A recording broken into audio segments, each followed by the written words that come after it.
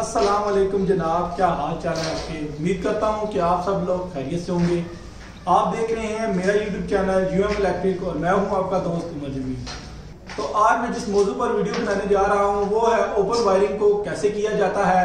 उससे पहले मैं आप लोगों को अपनी एक वीडियो में इस चीज़ का बता चुका हूँ कि आप लोग अंडरग्राउंड वायरिंग को कैसे करते हैं। अंडरग्राउंड वायरिंग को देखते हुए तो अब मैंने फैसला किया कि आपको ओपन वायरिंग से रिलेटेड भी एक वीडियो बताता चलूं कि ओपन वायरिंग में आप लोग वायरिंग को कैसे कर सकते हैं। तो उसके लिए आज मैंने एक शॉप का इंतखाब किया है। इस शॉप के ऊपर मैं एक तो वायरिंग करूंगा और साथ साथ आपको मैं बताऊंगा कि आपने कैसे किस पॉइंट को कहां से हम लोग शॉर्ट करते हैं, तो डक पट्टी को आप कैसे लगाते हैं, उसके लिए बोर्ड को कैसे आप सेटिंग में करते हैं। तो मैं कोशिश करूंगा कि आपको इस वीडियो में भी जैसे मैंने अपनी अंडरग्राउंड वायरिंग के अंदर बेहतर से बेहतर आपकी रहनुमाई करने की कोशिश करूंगा कि इस वीडियो में भी आपकी बेहतर से बेहतर रहनुमाई कर सकूं। तो सबसे पहले मैं आपको बताऊंगा कि इसमें हमें क्या क्या चीजें जरूरत है, कौन कौन सी चीजों को हम यहाँ पर जो सा हमें जरूरत पड़ेगी यहाँ पर इंस्टॉल करते हुए, तो उसके हिसाब से मैं आप लोगों को चीजें भी बताऊंगा। और इसके साथ ही आपको एक और चीज भी क्लियर करूंगा, क्योंकि मुझे पिछली वीडियो में बहुत से भाइयों ने ये कहा कि आप वीडियो के अंदर अल्फाज का चुनाव थोड़ा मुख्तलिफ करें, यानी सिंपल अल्फाज का चुनाव करें ताकि एक नॉर्मल से नॉर्मल बंदे को भी समझ आए। तो मैं कोशिश करूंगा कि मैं देसी अल्फाज को इस्तेमाल करके आप लोगों को बेहतर से बेहतर बताने की कोशिश करूं ताकि आप लोगों को समझ आए। देसी लैंग्वेज यूज करके मैं आपको चीजों का भी बताऊंगा कौन सी चीज को क्या बोलते हैं ताकि आप लोगों को समझ आ सके। तो चलें स्टार्ट करते हैं अपनी वीडियो को, और जैसे जैसे आगे चलेंगे तो मैं आपको मजीद भी बताऊंगा। अच्छा, तो जी हाँ दोस्तों, अगर आपको मैं बताता चलूँ तो ये जो फिटिंग है ये ऑलरेडी एक शॉप पर हुई थी, वहां से इस फिटिंग को उतारा गया है। उसके बाद ये फिटिंग जो वायर्स वगैरह थी वो सारा कुछ यहाँ पर आपको नजर आ रहा होगा। अब आपको अगर मजीद इसके आगे बताता चलूं तो अब हम लोग यहाँ पर जो मैंने आपको कहा था कि मैं आपको चीज़ों के बारे में बताऊंगा कि वो क्या हैं, तो चले मैं अब आपको बताता चलता हूँ कि वो चीज़ें क्या हैं। तो इसको तो मुझे बताने की ज़रूरत नहीं है, ये तो हर एक इंसान को पता है कि ये होल्डर है। इसके अलावा तो अगर बात की जाए इसकी तो आपको ये नज़र आ रहा होगा कि ये एक अदद बोर्ड है। तो इसकी क्वालिटी को आप चेक कर सकते हैं। क्वालिटी वाइज ये बोर्ड जो है काफ़ी अच्छी क्वालिटी का है। इसके अलावा अगर बल्ब का आपको पता है, स्विच सॉकेट्स के बारे में, ये सॉकेट होगी और ये आपको नज़र आ रहा होगा ये एक अदद स्विच है, सॉकेट्स हैं। उसके अलावा जो ये है आपको नज़र आ रही होगी, अगर बात की जाए इसकी तो आपको ये नज़र आ रही होगी कि ये डक पट्टी है। तो सिंपल अल्फाज में भी इसको डक पट्टी ही कहते हैं। इसके कोई ऐसा नहीं है कि आपको मैं कहूँ कि बहुत अलग से आप इसके कोई नाम होंगे, इसको डक पट्टी ही कहते हैं। तो इसका जैसे ये जो से है ये लोग गठियाँ कहते हैं, तो इनका जो रियल में नेम है वो रावल प्लग हैं, लेकिन इनको लोग गठियाँ वगैरह कह के मुखातिब करते हैं। उसके अलावा ये जो से है ये सैडल हैं जो आपको नज़र आ रहे होंगे है। आपको अगर इसकी मैं बताता चलूँ तो ये आप देख सकते हैं, ये जो सैडल हैं ये आप सोच रहे होंगे बहुत अजीब सी किस्म के हैं, लेकिन नहीं, इसकी अगर आपको बताता चलूँ तो ये डक पट्टी के अंदर इंस्टॉल किए जाते हैं। वैसे तो स्क्रू के साथ लगानी चाहिए, लेकिन यहाँ पर हमारे जो क्लाइंट्स हैं उनकी यही थी कि शॉप लम्हा ब लम्हा मेरी चेंज होती है, तो उसके हिसाब से मैंने यहाँ पर खर्चा करना है। तो इसलिए यहाँ पर हम लोग इन सैडल्स की मदद से इस डक पट्टी को इंस्टॉल करेंगे। और जैसे जैसे अब मैं इस डक पट्टी को इंस्टॉल करूँगा तो मैं आपको मज़ीद भी बताऊँगा जो खामियां हैं वो आप कैसे दूर कर सकते हैं, डक पट्टी का लेवल कैसे करते हैं। बहुत सी छोटी छोटी चीज़ें हैं। कोशिश करूँगा कि मैं आपको इस पे बेहतर से बेहतर गाइड कर सकूं, ताकि अगर आप लोगों को अपने घर में खुद इंस्टॉल करनी पड़ जाए डक पट्टी को या कनेक्शन करने पड़ जाए तो आप लोगों को किसी किस्म की मुश्किलात का सामना ना करना पड़े। हर चीज़ के कनेक्शन, शीट्स के कनेक्शन मैं पहले भी बता चुका हूँ। मैं कोशिश करूँगा यहाँ पर जब बोर्ड बना रहा हूँ तो फिर उसके भी आपको कनेक्शन बता दूँ। तो चलें अब मैं इसको इंस्टॉल करता हूँ और फिर आपको मज़ीद इस पर गाइड करूँगा। तो मेरा यहाँ से इसका ये स्टार्टिंग पॉइंट बनता है और इस दीवार से मैं स्टार्ट करता हुआ ये मेरी दीवार का वो लास्ट पे जो आपको रॉड नज़र आ रहा है यहाँ पर मेरा एंड हो जाएगा। और इसके साथ ही अगर आपको मैं बताता चलूँ तो रास्ते में तो इसके सेंटर में जो भी होल्डर्स वगैरह या जो भी बोर्ड आएगा तो वहाँ से जो मैं कनेक्शन करूँगा तो वो भी आपको बताता जाऊँगा। तो यहाँ पर आपको एक चीज़ क्लियर करता चलूँ तो आप ये सोच रहे होंगे कि मैं हाइट इसकी बहुत लो रख रहा हूँ, तो उसकी एक वजह ये भी है कि यहाँ पर जो है ये टेलर की शॉप है, तो इस वजह से मुझे उसकी रिक्वायरमेंट के हिसाब से यहाँ पर बोर्ड्स को इंस्टॉल करना है। तो मैं कोशिश करूँगा मेरा यहाँ पर ब्रेकर आ जाए, और इस तो जैसे जैसे बोर्ड इंस्टॉल करता जाऊँगा तो मैं आपको मज़ीद भी बताऊँगा।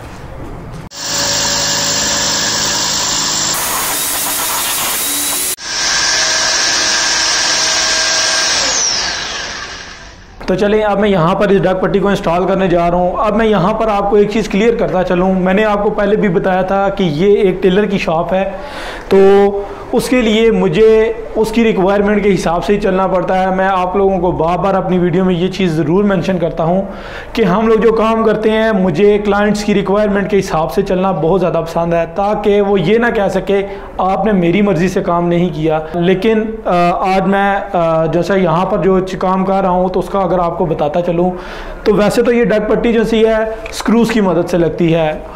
ड्रिल मशीन के साथ स्क्रू की मदद से आप पहले ड्रिल के साथ सुराख करते हैं, उसके बाद उसके अंदर स्क्रू लग जाते हैं, तो उससे आपका काम हो जाता है। लेकिन यहाँ पर एक चीज़ का इशू ये है कि यहाँ पर उन लोगों को बार बार दुकान शिफ्ट करनी पड़ती है, तो इस वजह से उन लोगों ने आर्जी काम करवाना होता है, जिससे इतनी ज़्यादा उनको जैसा कॉस्ट ना आए। अब मैं यहाँ पर आज जिस मदद से लगा रहा हूँ तो आपको पहले ही बताया था कि जो इसकी प्रॉपर एक कील मिलती हैं इस डक पट्टी के अंदर लगाने वाली, उन कील से लगाएंगे। अब मेरी ये दीवार यहाँ से स्टार्ट हो रही है और यहाँ तक आ रही है, तो मैं पहले इसकी एक मेजरिंग टेप से इसकी मैं पैमाइश लूँगा कि कितनी है, उसके अलावा उससे हिसाब से मैं इस डक पट्टी को काटूँगा। काट कर उसके अलावा फिर जब मैं इसको रख कर यहाँ पर फिट करूँगा तो फिर मैं इसके ऊपर इस वाटर लेवल की मदद से, लेज़र लेवल की मदद से या नील के अंदर सूतर को डिप करके, जो हमारे यहाँ पर एक देसी तरीके को इस्तेमाल किया जाता है कि दोनों तरफ से डायमेंशन लेकर सूतर को उसके ऊपर रख के छोड़ा जाता है और वो एक पूरी लाइन बना देता है, जिससे हमारा जो लेवल है वो निकल आता है और हम डक पट्टी को उसके ऊपर रख कर फिट कर देते हैं। तो चलें इसको मैं आज इस वाटर लेवल की मदद से इसको सेट करूँगा। तो मैं जैसे जैसे यहाँ पर सेट करूँगा तो मैं आपको साथ साथ बताता हूँ। पैमाइश को ले लिया है तो उसके बाद आपने क्या करना है कि यहाँ से ये इस हेक्सा ब्लेड की मदद से आपने इसको यहाँ से काट देना है।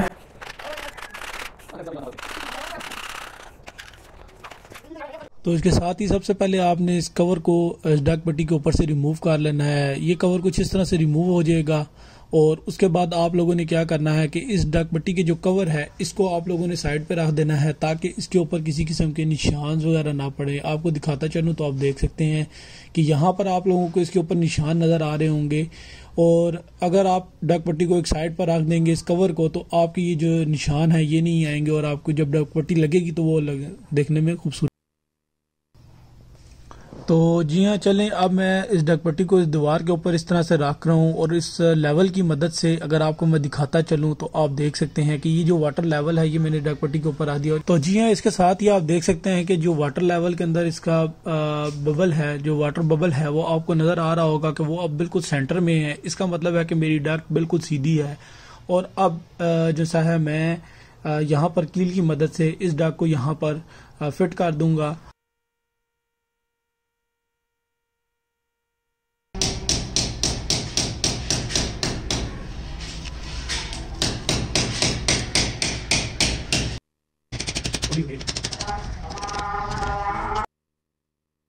तो जी हाँ, चलें अब मैं दोबारा से यहाँ पर वाटर लेवल को इसके ऊपर रखता हूँ और फिर आपको चेक करवाता हूँ कि आया मेरी डक पट्टी सीधी लगी है या नहीं। तो आप ये देख सकते हैं कि जो मेरा वाटर बबल है वो बिल्कुल सेंटर में है। इसका मतलब है कि मेरी डक जो सी है वो बिल्कुल सीधी लगी है, किसी एक साइड से अप या डाउन नहीं है। इसके साथ ही अब मैं अब आपको बताता चलूँ तो यहाँ पर मेरे 2 अदद होल्डर आ जाएंगे। तो अब मेरा एक होल्डर इस जगह पर आ जाएगा और इसी के साथ दूसरा होल्डर मेरा इस जगह पर आ जाएगा। तो मैं अब जैसे ही इसको इंस्टॉल करता हूँ तो मैं आपको मजीद बताऊँगा।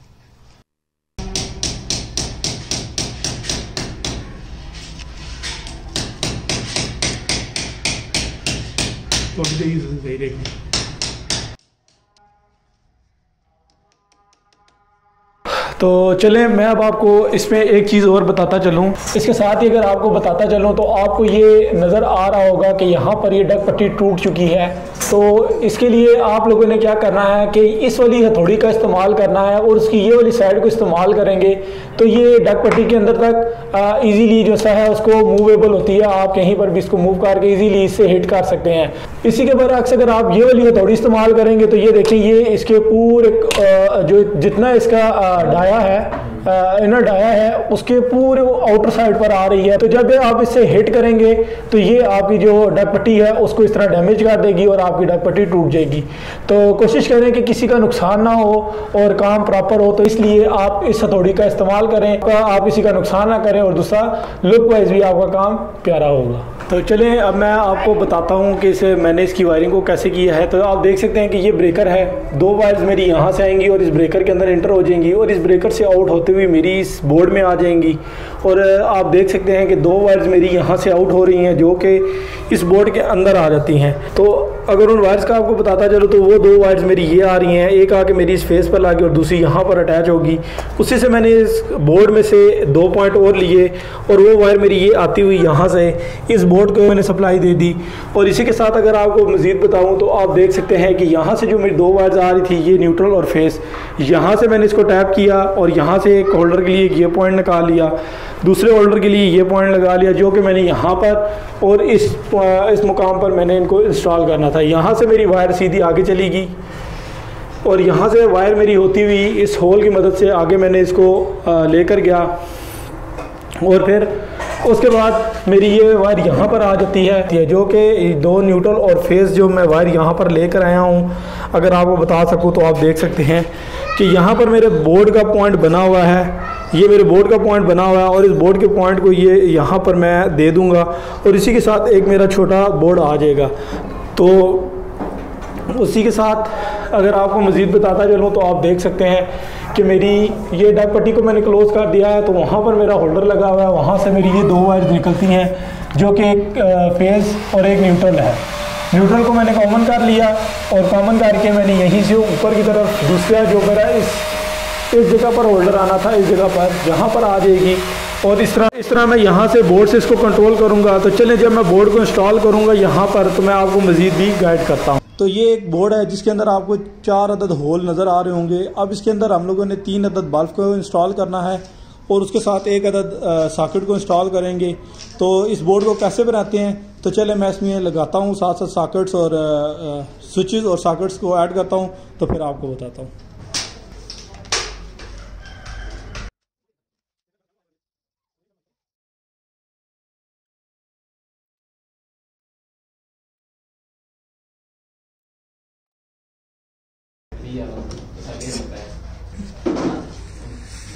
तो आप देख सकते हैं कि इसके ऊपर जो है मैंने 3 अदद स्विच और एक जो है सॉकेट को इंस्टॉल कर दिया है। अब इसके कनेक्शंस को कैसे करना है तो मैं इससे पहले भी अपनी एक वीडियो में आपको प्रॉपरली शीट के ऊपर बता चुका हूं कि जैसे चाइना की शीट के हम लोग कनेक्शन करते हैं इसी तरह इस बोर्ड के होते हैं, लेकिन मैं आप लोगों को इस पे फिर भी गाइड थोड़ा सा और कर देता हूँ ताकि आप लोगों को ये बोर्ड बनाने में भी किसी किस्म की मुश्किलात का सामना ना करना पड़े।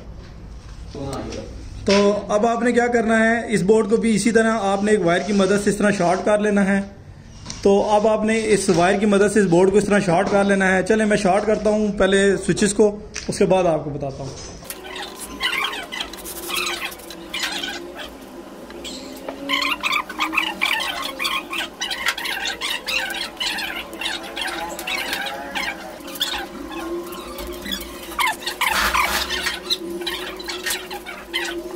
तो अगर इसके साथ ही आपको वो अगर बताता चलूँ तो आप देख सकते हैं कि जैसे एक नॉर्मल बोर्ड की फिटिंग होती है इसमें भी कोई इतना वो नहीं है कि आप उनको कनेक्शन करने में मुश्किल नहीं है।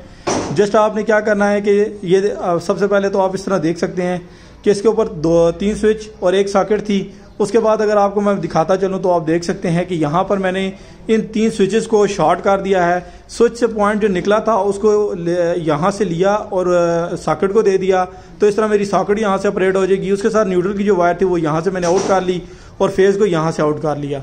अब इसके साथ मेरे रह जाते हैं 2 स्विचेस। तो अब मैं इन 2 स्विचेस के साथ इस तरह करूँगा। 2 अदद मेरे होल्डर के पॉइंट बनते हैं तो मैं अब उनको यहाँ पर लगाऊंगा। जब इस बोर्ड के अंदर उनकी तार वायर्स को लगाऊंगा तो मैं आपको मजीद भी बताऊंगा।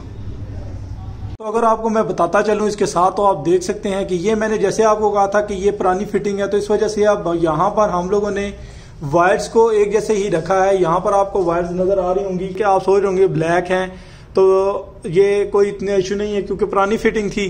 तो इस वजह से ये यहाँ पर 2 ब्लैक वायर्स आ रही थी जो मेरी यहाँ से होती हुई आपको अगर मैं दिखाता चलूँ तो ये आप देख सकते हैं यहाँ से ये वायर मेरी ये आ रही है। तो आपको इधर नजर भी आएगा जब मैं खींचूंगा, ये देखें तो ये मेरी बोर्ड में आ गई। इसी के साथ मेरी जो रेड वायर थी इस होल्डर से निकली थी वो भी मेरी इस बोर्ड तक आ गई है। अब मैं जब इसमें बोर्ड में लगा रहा हूँ वायर्स तो मैं आपको मजीद भी बता दूंगा। तो जी हाँ, इसके साथ देख सकते हैं कि जो मेरी होल्डर की पहली वायर थी उसको मैं इसके साथ यहाँ पर इंस्टॉल कर देता हूँ, और इसी के साथ जो मेरा अगला होल्डर है, दूसरा होल्डर है, उसकी वायर को मैं इस पॉइंट पर इंस्टॉल कर देता हूँ।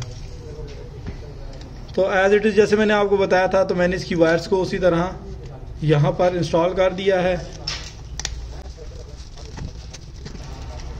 तो ये आप देख सकते हैं कि यह जो मैंने आपको बताया था कि यहाँ से ये मेरी 2 वायर यहाँ पर आ रही हैं, और इसके बाद आके इस बोर्ड के अंदर मैंने इनको इंस्टॉल कर दिया है। अब मैं इस बोर्ड को बस जस्ट क्लोज करूँगा और ये मेरा जो सा है ऑपरेट करने लगेगा। और जैसे मैंने आपको बताया था कि न्यूट्रल फेस मेरी यहाँ से इस ब्रेकर में इन हो रही है, यहाँ से आउट होती हुई इस बोर्ड में आएगी और इस बोर्ड से आउट होकर मेरी इन होल्डर्स में चली जाएगी। तो जी अब हम लोग इसको क्लोज करते हैं। तो मैंने आपको पहले इसके बारे में बता दिया था कि इसकी वायरिंग कैसे हुई है। तो अब मैं इसको क्लोज करता हूँ। तो आपने क्या करना है, डक पट्टी को इस तरह रख कर जो इसका कवर है उसको हल्का सा प्रेस करेंगे तो कुछ इस तरह से वो आगे की तरफ बढ़ता जाएगा। बोर्ड के नट जो है वो मैंने इसीलिए लूज रखे हैं ताकि मैं इसको पहले प्रॉपरली फिट करके उसके बाद इसके स्क्रूज को टाइट कर।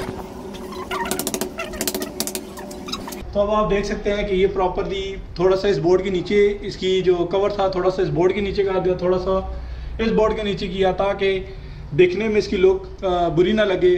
और इसी तरह मैं बाकी भी सारे कवर्स को क्लोज करूंगा और उसके बाद आपको मज़ीद बताऊंगा कि इसकी फाइनली लुक क्या आती है।